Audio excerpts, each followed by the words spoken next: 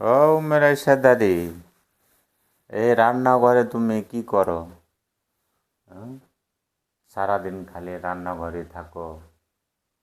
রান্নাঘর তো ও, সুন্দর করে দেখে গোছায় রাখছো গো। তুমি পরিষ্কার মানুষ তো, এই জন্য ধরো যে খালি সব রান্নাঘর পরিষ্কার করে রাখো।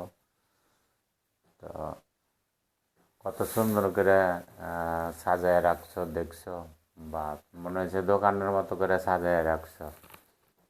তো অনেক সুন্দর লাগছে, খুব পরিষ্কার মানুষ।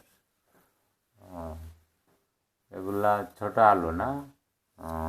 আর এদিকে বুট ভিজাইলছ, সকালে বিরাম করবা?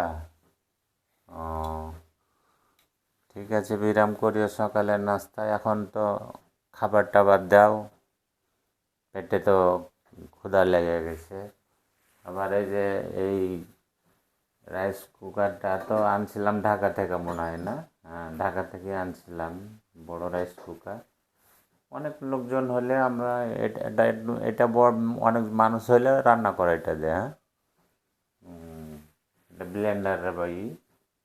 তো সুন্দর করে গোছানো দেখো একটা, যেমন সুন্দর মানুষ তেমন সুন্দর করে গোছায় রাখে, সুন্দর মন।